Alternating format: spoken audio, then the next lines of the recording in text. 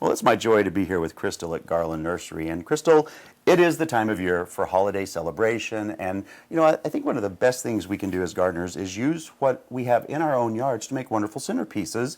And we're going to make one right here, which you've already started. Oh, definitely, yeah. It's always fun creating something out of your garden, and your family and friends come over and they ooh and ah, and you just think that you got the fanciest thing on the planet. How talented they are. And the fun thing is, all of this stuff that we see here is really stuff that you've had right here at the nursery, which is basically your yard, because we're here so much at nurseries.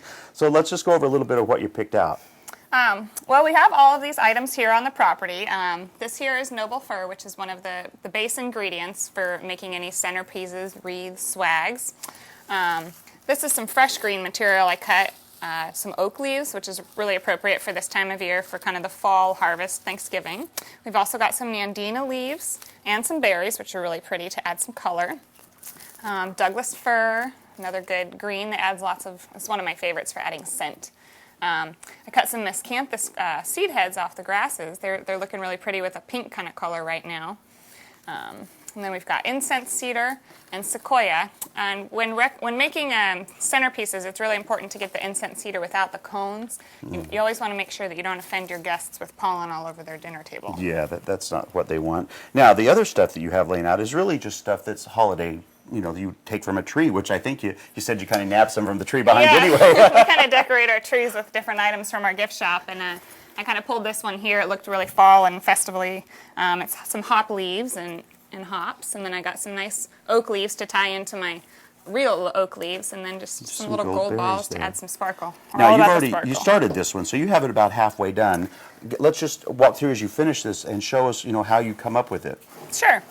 So basically what I want to do is I get a good base going with some stuff that's going to trail down, and so I usually like to use incense cedar.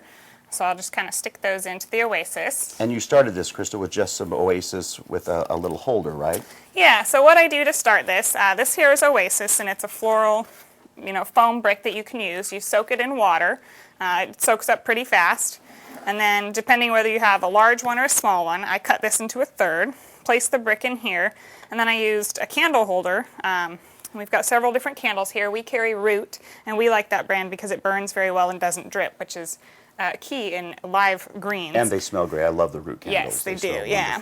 So we put it in a taper holder, press that in, and then there's this floral tape here. It's floral adhesive, and that kind of helps hold the candle holder in place, so if a guest bumps it, you don't have wax and a fire at the table. And so then when you started with these that hang over, really that's just to hide the tray a little bit. Yeah, really. I mean, you don't want to, have a big green tray sticking out, so I kind of usually just stick these in the bottom and try and keep it an even roundness all the way around. You just get a good base going. Now, I think one of the things that's really exciting while you work on that, Crystal, is you've got some functions that are happening here, don't you? We do. We have a Ladies' Day Out coming up here very soon on November 19th. That's a Thursday. It's going to be from 11 to 3. I believe you know about some of the fun activities that are going on. I do indeed. If you want to make a table centerpiece, you can come out at 1 p.m. on that Thursday, and they'll have it there. There's all kinds of, making candy, good grief, the Indulgent Personal Chef Services. So there's going to be that.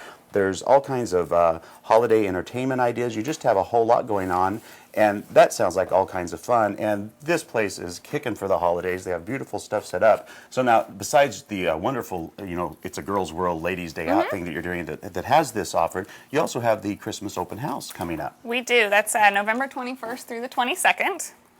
And we're going to have quite an array of events going on. We're going to be having classes as well where you could also learn about this. And we're going to have wine tasting, demonstration. There's going to be refreshments. We always have our cider and popcorn. It's going to be all sorts of holiday decorations. It's kind of a preview to our open house. We'll have all of our trees set up. And nice. And that goes from 10 to 5, so you can be there all day. And then the wine tasting is Sunday at noon to 3. So if you want to have a wine tasting, you can come out for that as well. Yes, definitely. We'll be featuring all of the local wines that we have here in our gift shop. Well, there's so much going on in the holidays, and certainly you should make time to come out to Garland Nursery because they have a vast array of great holiday ideas. And either one of these days is just going to be a hoot. For more information, you can go to gardentime.tv and we'll click you over to their website. Crystal, always a pleasure. Thank you so much. Yeah, thanks for coming down.